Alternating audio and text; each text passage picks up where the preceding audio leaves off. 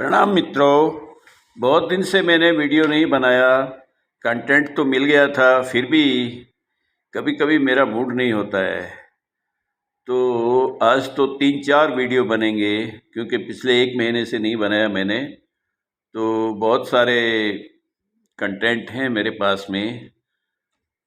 अभी शुरुआत मैं इससे इसलिए कर रहा हूँ कि आज उस माफिया गुंडे का हार्ट अटैक से मौत हो गई। उस अंसारी के ऊपर ही, अंसारी के बहाने में कुछ सरकार को, कुछ प्रशासन को कुछ मैसेज देना चाहता हूँ कि सबसे पहले तो बात यह है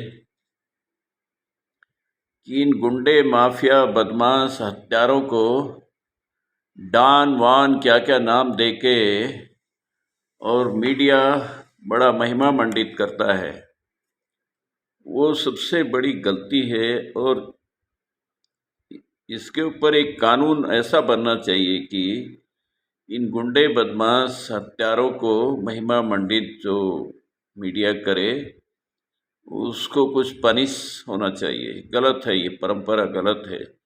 ये जनमानस में फिर ऐसी बैठती है। जनमानस में तो नहीं कहना चाहिए, इस गुंडे माफियाओं के जो गुर्गे होते हैं, जो इसके गैंग में होते हैं, वो सर उठा लेते हैं। और ऐसा कानून बने कि गुंडे, बदमाश, हत्यारे, लुटेरे, इनकी मौत होने पे कोई सार्वजनिक जश्न जैसा माहौल, भीड़ इकट्ठी करके कानून व्यवस्था की स्थिति खराब करे, वो नहीं होना चाहिए। पिछले इतने सालों से कांग्रेस ने इनको इतना सर पे चढ़ा लिया कि उसके हिसाब से सारे नैरेटिव गढ़े जाने लगे। और एक गैंग वालों को एक मौका मिलता है कि अब तो भाई वो गुजर गए, तो उनके अंतिम संस्कार में हम ये करेंगे, वो करेंगे। सब बकवास है। ये हिंदू बहुल समाज है और हिंदू बहुल राष्ट्र है, तो इसमें ये सब नहीं चलेगा। दूसरा, ये कुछ भी करे, गुंडागर्दी करे, ये मरते हैं, ये जेल जाते हैं, तो कितना पैसा खर्चा होता है। कानून व्यवस्था की स्थिति ऐसी होती है कि हमारी पुलिस भी बैकफुट पे आ जाती है। एक ऐसा माहौल बनाना चाहिए, कानून को भी, समाज को भी, इन गुंडों को, हत्यारों को इनकी औकात में रखो, उससे ज़्यादा नहीं। फिर इनके तांडव से जो आर्थिक स्थिति खराब होती है देश की, कितना प्रशासनिक खर्चा होता है, पुलिस का, प्रशासन का, तो ये सोचने की बात है। क्यों भाई, ये किस बात का तांडव करेंगे? आज इनको कांग्रेस ने इनको सर पे चढ़ा लिया, नहीं तो इनकी स्थिति क्या होती? एक शरणार्थी जैसी स्थिति होती। कोई वोट का अधिकार नहीं, कोई राशन का अधिकार नहीं। किस बात का? आर्थिक स्थिति खराब कर रखी है इन्होंने। राशन सबसे ज्यादा ये लेते हैं। हॉस्पिटल में इनकी भीड़, ट्रेन बस में इनकी भीड़ की वजह से हम लोग सफर करते हैं, मतलब तकलीफ उठाते हैं। क्यों? ये जनमानस का जो तकलीफ है, ये हमारे प्रधानमंत्री को, मंत्रियों को, प्रशासनिक अधिकारियों को कुछ पता नहीं, और ये सुनना भी नहीं चाहते।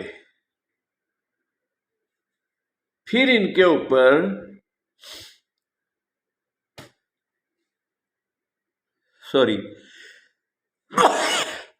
इतना पैसा खर्चा करो, फिर इनको सुधारने में खर्चा करो। मैं तो कहता हूँ सीधे सीधे इसको 2 भागों में डिवाइड कर दो।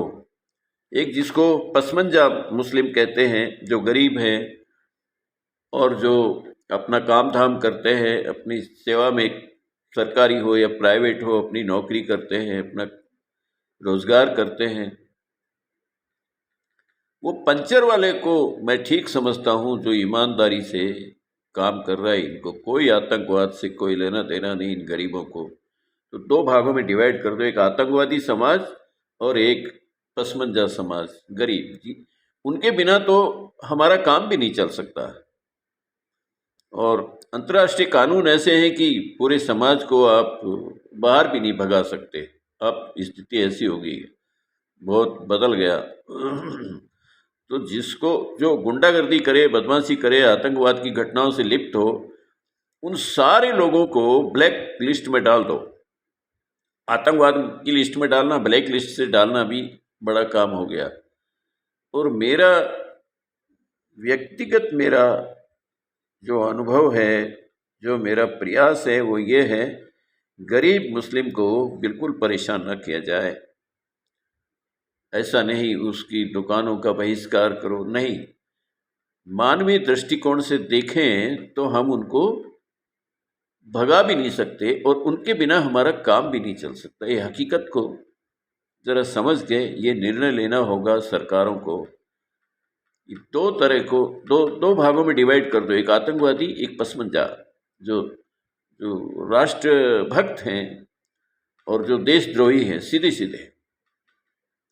और इसमें तुष्टीकरण कहीं नहीं आना चाहिए।